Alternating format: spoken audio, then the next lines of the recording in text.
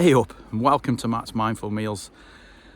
Well, I've got over 340 subscribers now, so things are picking up nicely. So thanks for those of you who've subscribed, and hopefully you'll like this one and give me a great big thumbs up. Today is a little bit different because we're approaching Burns Night, and as I live in Scotland, it's quite a big thing. So the kids learn about his poetry during this kind of week and the next couple of weeks coming. And then there's a big celebration held around about the 25th of January. But on top of that, I've got a bagpiper playing the pipes to pipe in the haggis. So this week I'm cooking haggis, NEEPS and TATTIES. And so we'll have a chat to Lee, who's a friend I've had for a long time, who's going to be playing the pipes for us. And he's also going to be reading us some Burns poetry. But on top of that, Lee's dad was a little bit of a Scottish war hero. So we'll have a chat about that as well. And you'll see some pictures of him at the end. So hope you enjoy what I'm doing today. And I'll see you soon. Ta-da!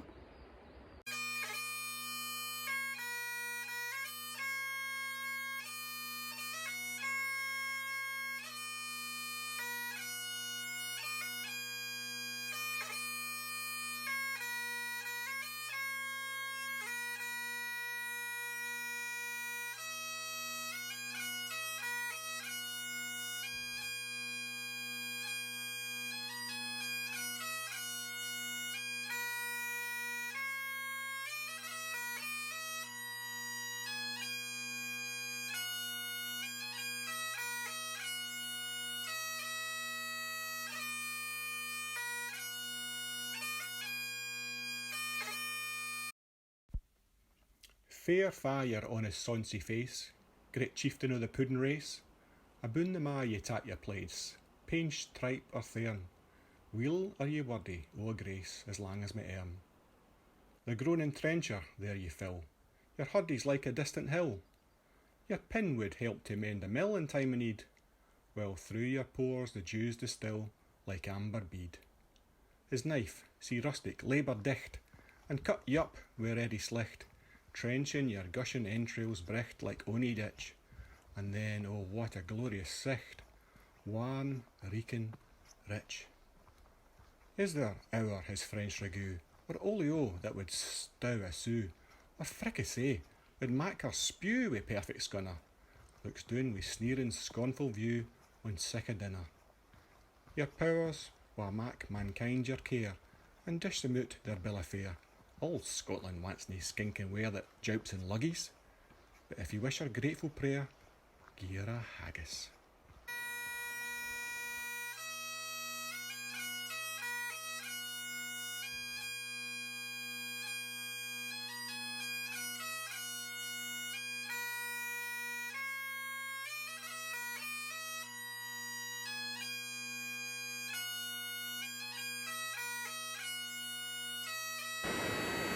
Here we are, completely set up now, so it won't be long until I start putting the pans on.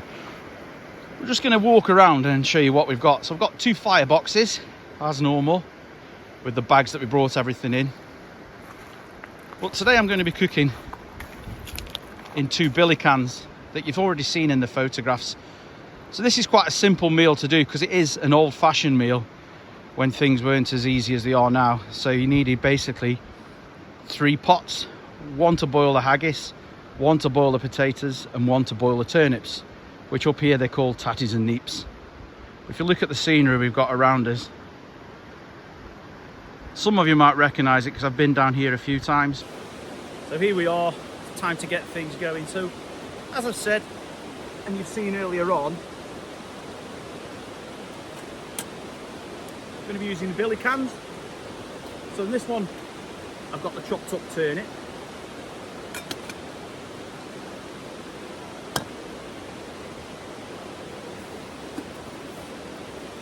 The bigger one, I've got potatoes.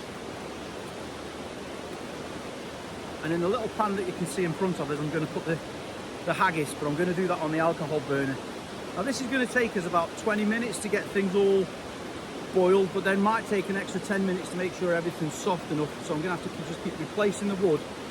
So today we're going to have a bit more of a chat, but you'll be able to hear what we're talking about in the video. As I said, we're going to be talking about Lee's dad, the Mad Piper, which is a really interesting story. So we'll come back to that once I've got all this on the boil. I'll speak to you in a bit. So as you can see now, I've got the billy cans on the go, and I've got the haggis in here that's going to be cooking. So this is going to take quite a while. Eventually these flames will die down, and I'll just need to keep feeding the odd bit of wood in to make sure that the vegetables boil. So remember, we've got NEEPS in there, TATTIES in there, and haggis in here.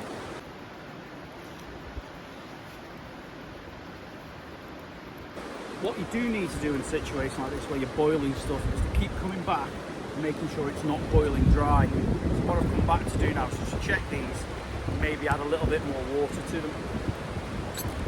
The wind's picked up quite a little bit, so I'll take it off.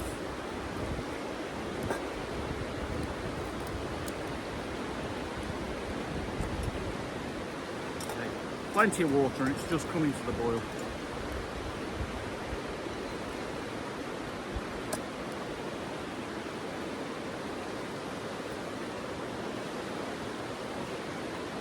In a little bit more wood.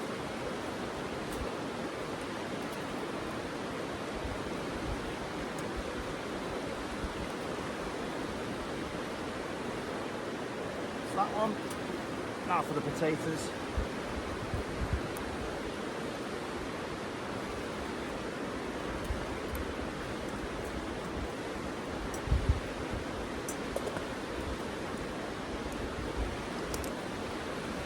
Same for that, pop a little bit more wood in there.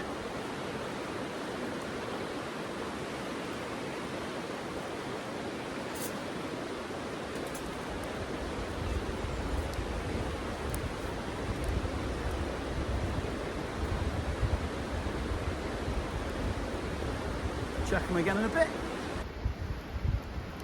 So now it's just a case of just make sure that there's plenty of heat going to all three pots. As you can see, I'm doing that right now. Brew time. So, sitting here with Lee, who, on the Robbie Burns poem that you heard a bit ago, the Ode to the Haggis, I think that's what it's called, isn't it? Ode to the Haggis, yeah. That was Lee's voice. Now, Lee's originally from Ayr, so he would have had the same kind of accent that Robbie Burns had. But I've known Lee since 1991, when I was on my first course in the Air Force to be photo int. Lee was on his second one, so we've known each other basically for about 31 years. Lee is not in the Air Force anymore, but still lives in the area and works around here. And he's going to play the pipes for us when we actually get the haggis finished, which is a bit of a treat. And the incidental music that you've heard, which is Highland Cathedral, is also playing that you've heard on a loop. But it's really interesting why he learnt to play the pipes. And he can tell you that better than I can, so I'm going to hand over to Lee. Every now and again you'll see me nip off and make sure there's enough wood and then fire, so we really do get a good haggis, NEEPS and tatties. So over to you, why did you start playing the bagpipes? My father played the bagpipes, my three older brothers played the bagpipes. I started when I was 7. I wanted to be outside playing, but no, I had to learn the bagpipes. I told my dad I wanted to play trombone, but that wasn't happening, so I played the bagpipes. I really didn't want to, so I never actually learned how to read music, so I just play it by ear, literally play it by ear. My dad was a piper in the army. He joined when he was 17. He joined the Argyll and Southern Highlanders, and then he got transferred to the Highland Light Infantry, which was a sort of commando group. But his job was to pipe the troops into battle like they had done in the First World War. So in March 1945, he had just finished another job. I think he piped some guys ashore somewhere in southern Italy, and he was back in stores peeling potatoes, and a guy came up to him and said, "Davey, we've got a job for you. Do you fancy getting out of stores?" And he went, "Yeah, I want to get out of stores. I am bored to death." "Well, it's maybe quite difficult." He said, "Oh, I don't care. That's what I'm here for. I'll go and do it." So in the spring of 1945, there had been a stalemate at the Gothica line across the north of Italy in the Apennines, and the Americans just couldn't get through it. The Germans had fortified it with 10,000 troops, tanks, tank traps, all that sort of stuff. The Allies needed to get this breakthrough. So the SAS came up with a plan to hit the headquarters of a particular section so they could just thrust through there. Once the headquarters was gone, there'd be no comms, and they could get through. But in those days, the Germans if partisans were involved, so if the resistance was involved, for every German soldier that got killed, they would take 10 civilians into the street and they would shoot them.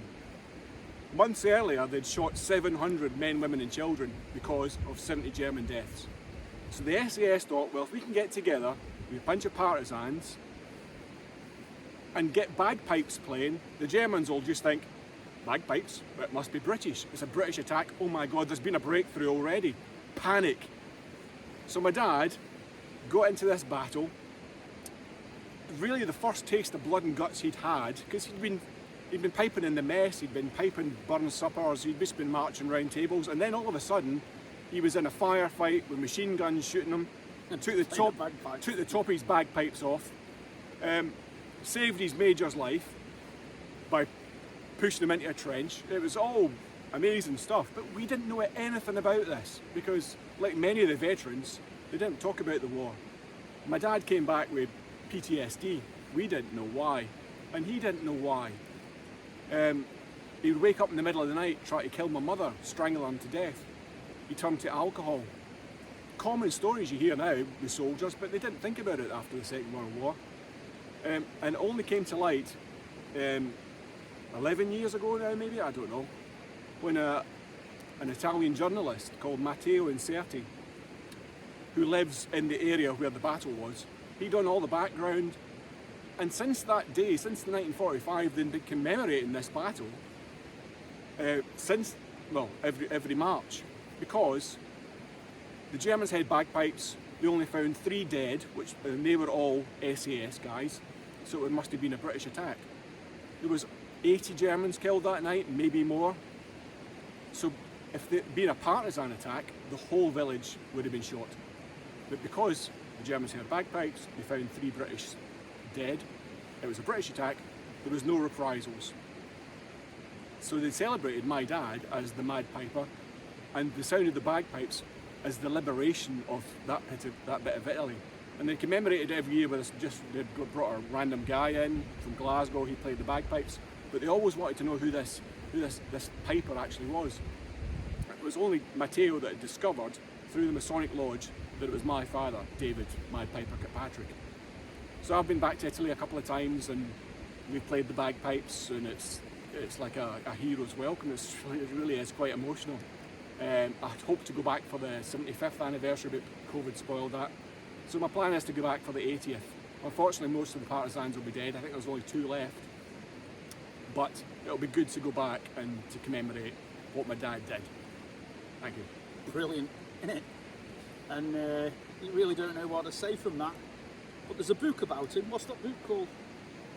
There's a book by Damien Lewis called the SAS, The Italian Job, which is it's really good. It's a good read. I'm reading it now. It tells you all about all the different operations in that area, and so not just about my dad, but also about what the SAS were doing. Damien Lewis as in the bloke from Homeland and all that lot, or is it a different guy? He does a lot of historical books about the war, so I don't know, yeah. But it's a bestseller. But yeah, so there's some heritage in this piper here. Oh yeah, not when you hear me play there won't be, no. Anyway, Cold well, hands. it's a treat for us anyway. So I'm going to go back to that and we'll catch up with you in a bit. Thanks, Lee. All of the vegetables are now boiled so they're nice and soft so we can mash them. I'm going to leave the haggis going, but what I need to do now is to take these off the heat and drain them and then mash them with 2 famous Scottish spices. Now one's called salt and the other one's called butter. So we'll crack on with that, and soon we'll get Lee to pipe this when it's all about to be put out. Last thing you want is sand in your mashed potato.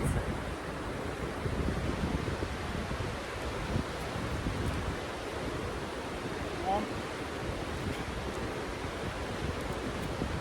2, 3.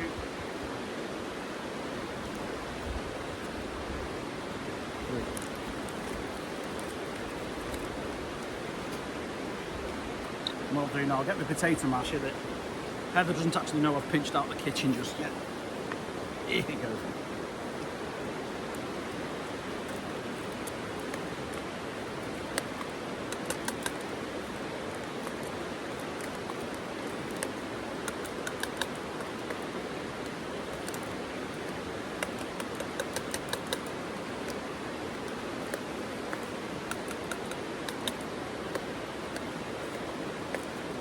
always think it's important not to skimp on the butter when it comes to mashed potato. So I put plenty in here, and I might even put a bit more in. It's called Matt's Mindful Meals. It's not called Matt's Healthy Meals. Because if you're eating food that doesn't taste nice, what's the actual point? Yeah, this definitely needs a bit more butter.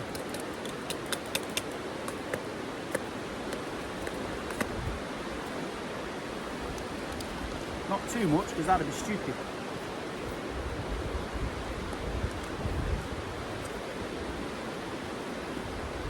That'd be just right.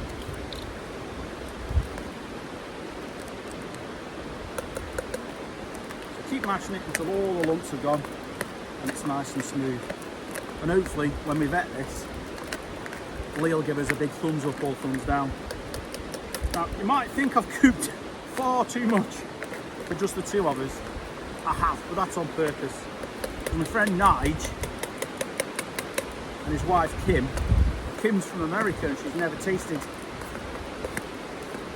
Haggis, NEEPS and TATTIES before. So I've promised them that I'll box some up and take it round to theirs later on today. So now the potatoes mashed, that second famous spice that's very popular in Scotland, bit of salt.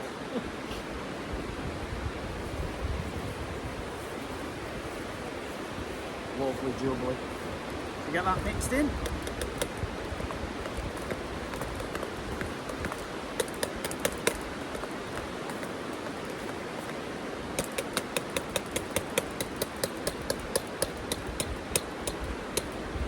So that's the tatties sorted. Put the lid on. Put them to one side. Now for the NEEPS. Do you put butter in your NEEPS when you mash the NEEPS? You see I don't, because I'm a bit more healthy in our house. But just for you, put some in once they're mashed. The smell from these turnips are great. I think some places call it swede. But definitely call it turnip for me. The big purple thing. Now, when I was growing up, we used to hollow these out and put a candle in them on Halloween, whereas everybody's now gone to be doing it with pumpkins. I've never eaten pumpkin in my life, but I've eaten plenty of turnips.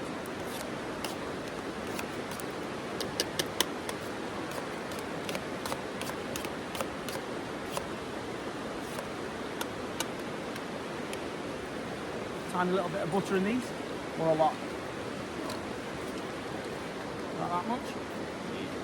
See, professional Scotsman for the traditional Scottish meal. I would put exactly that much in. So, we'll almost be ready. Is it time for you to start getting ready? Or do you want me to cut the haggis and then bring it to you once you've played? Play for your supper. That was the deal, wasn't it? Okay. Funny time for supper though. Well, yeah, because it's about lunchtime now. Anyway, so almost time to cut the haggis. Put this to one side. Put the lid on that.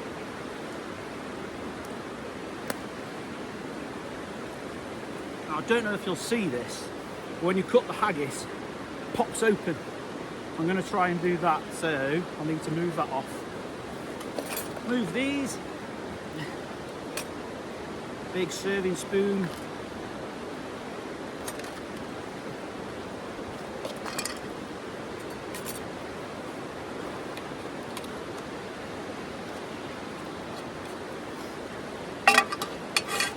Plate for me. Plate for Lee. And a big plate for the haggis.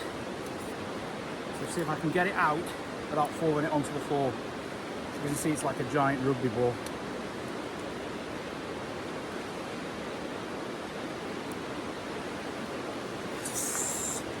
Success.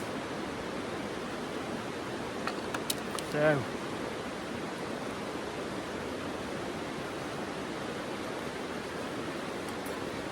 in some functions, you'll hear that ode to the haggis as they're cutting this.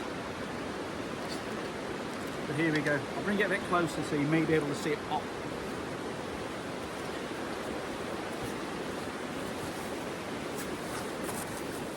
Ooh. One shot only. Are we ready?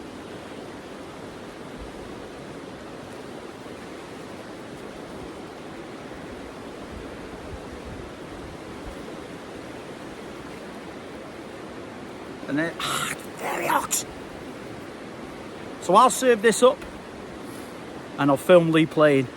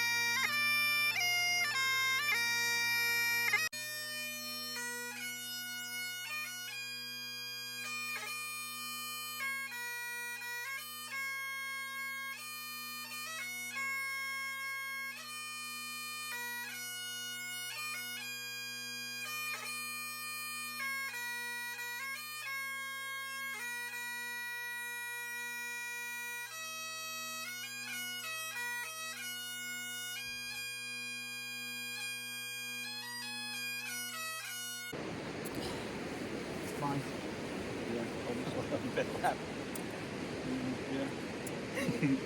Right, we've finished. That's all I've left of mine. He's left even less. So it's now for the thumbs up or thumbs down. Now obviously I'm impartial, so we'll go to Lee first. Thumbs up or thumbs down? Me too.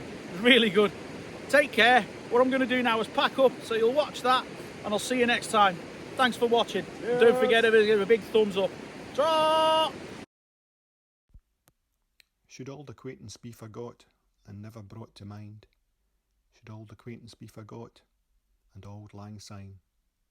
And surely you'll be your pount stump, and surely I'll be mine, and we'll tak a cup of kindness yet for auld lang syne.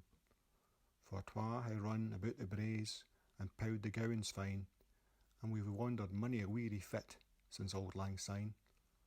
We twa had paddled in the burn frae morning sun till dine, but seas between us braid hae roared since auld lang syne.